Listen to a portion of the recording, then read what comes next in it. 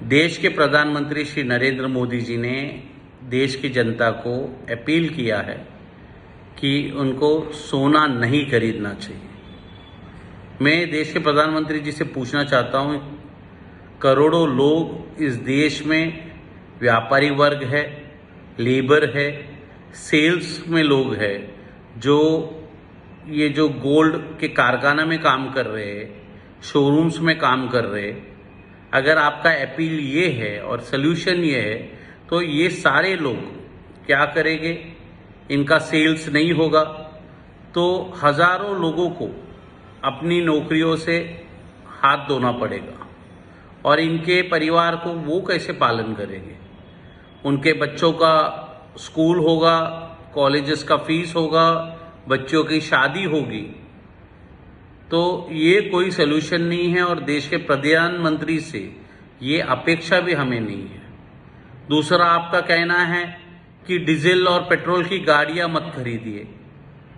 तो डीजल और petrol car industry जो है, बड़े बड़े उद्योगपतियों के यहाँ पे इंडस्ट्रीज चल रहे, मुंबई, पूना, दिल्ली, देश भर में अगर इनका सेल्स नीचे चला जाता है तो वहाँ पे भी हजारों वर्कर्स है जो अपनी नौकरियों से हाथ धो बैठेंगे।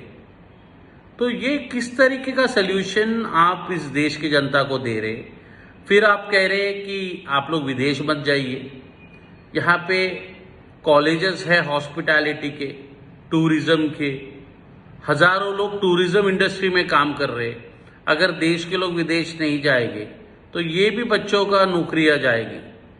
तो ये कॉन्क्रीट सल्यूशन देश के प्रधानमंत्री जी को देना चाहिए, जो आप दे नहीं रहे हैं। और कल आपने स्टेटमेंट में ये कहा कि देश के लिए जान देना ही ये कर्तव्य नहीं है, मगर देश के लिए ईमानदारी से काम करना भी कर्तव्य है। मतलब जो लोग आर्मी और पुलिस के लोग जो सरहद में खड़े हैं और पुलिस जो अपने जान की परवाह ना करते हुए हमारी सुरक्षा के लिए खड़ी है, इनका जो बलिदान है इसके बारे में आप कोई क्रेडिट उनको देना नहीं चाहते। और जहां तक आप कहते हो कर्तव्य की बात, तो इतना खुलेआम अदानी साहब के ऊपर आज यूएस के अंदर एफआईआर दर्ज है, ब्लैक लिस्टेड व्यक्ति है। यूएस सरकार ने उनके ऊपर केस किया है कि उन्होंने करीबन यूएस के इन्वेस्टर से 2000 करोड़ रुपया लेकर भारत के अधिकारियों को बांटा है। आपने तो यूएस सरकार से पूछना चाहिए कि ये कौन से अधिकारी है जिनको अदानी साहब ने पैसा बांटा है, और वो सारे अधिकारियों के ऊपर एंटी करप्शन कानून के तहत उनके ऊपर कार्रवाई होना चाहिए।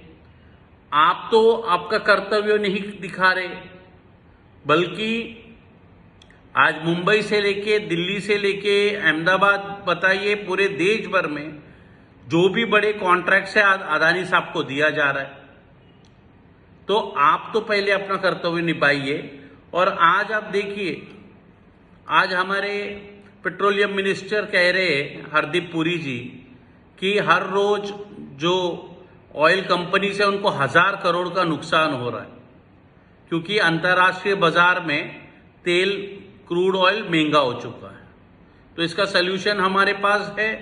आप रशिया से तेल खरीद सकते हैं, आप ईरान से तेल खरीद सकते हैं, मगर आप आज यूनाइटेड स्टेट्स ऑफ अमेरिका से डर के आप तेल नहीं खरीद रहे हो। ऐसे क्या राज है यूएस के सरकार के पास कि उनसे आप इतना घबरा रहे?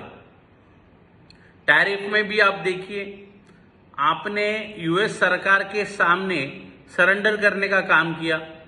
आज हमारा प्रोडक्ट यूएस में जा रहा है, हम वहां पे 20-25% भर रहे, जबकि उनका प्रोडक्ट यहाँ पे इंडिया में आ रहा है तो बिना कुछ कस्टम ड्यूटी भरे वो हमारे मार्केट्स में आ रहे।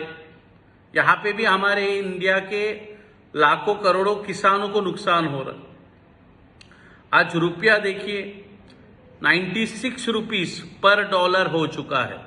एक समय में आप ही प्रधानमंत्री थे जब आप मनमोहन सिंह जी को कहते थे कि रुपया ज्यादा गिर रहा है कि प्रधानमंत्री का स्तर ज्यादा गिर रहा है, ऐसे आप उनके ऊपर टीका करते थे। मगर आप बताइए, आज रुपया सबसे कमजोर हो चुका है। एक बार फाइनेंस मिनिस्टर ने ये कहा था कि रुपीस जो है वो गिर नहीं रहा है, डॉलर्स मजबूत हो रहा है। अरे आज तो डॉलर्स भी तो गिर रहा है, पाकिस्तान का पैसा गिर नहीं रहा है, बांग्लादेश का पैसा गिर नहीं रहा है, जापान का पैसा गिर नहीं रहा है, फ्रांस का पैसा डॉलर्स के सामने गिर नहीं रहा है, सिर्फ हिंदुस्तान का पैसा डॉलर के सामने क्यों गिर रहा है, ये मेरा सवाल है। और मुझे पता है कुछ दिनों में आप लोग पेट्रोल और डीजल की कीमत इसको बढ़ाने वाले हैं और इस देश की जनता को और तकलीफ में लाने वाली है। मैं आपको याद दिला दूं कि यूक्रेन रशिया वॉर के दौरान हमें बहुत ही सस्ते दर पे क्रूड ऑयल मिलता था, तब आपने हमें उसका बेनिफिट, मतलब जनता को उसका बेनिफिट आपने नहीं दिया। तो आज जब क्रूड ऑयल महंगा हो रहा है तो आप क्यों जनता के ऊपर वो एडिशनल बोझा डालना चाहते हैं, ये हमारा प्रश्न है आपसे। उसी तरह जब कांग्रेस की सरकार थी तब $150 पर बैरल रेट था, तब डीजल पेट्रोल का कीमत करीबन 56 रुपीस था।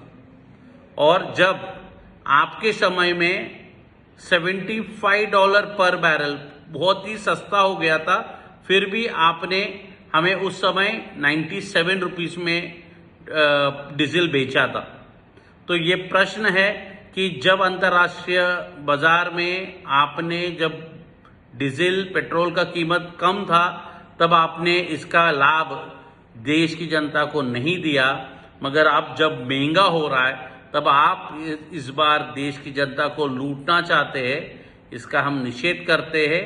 और आज देश जिस संकट में है इसका कारण आपकी गलत विदेश नीतियां है और आप इसके लिए जिम्मेदार हैं। जय हिंद, जय महाराष्ट्र।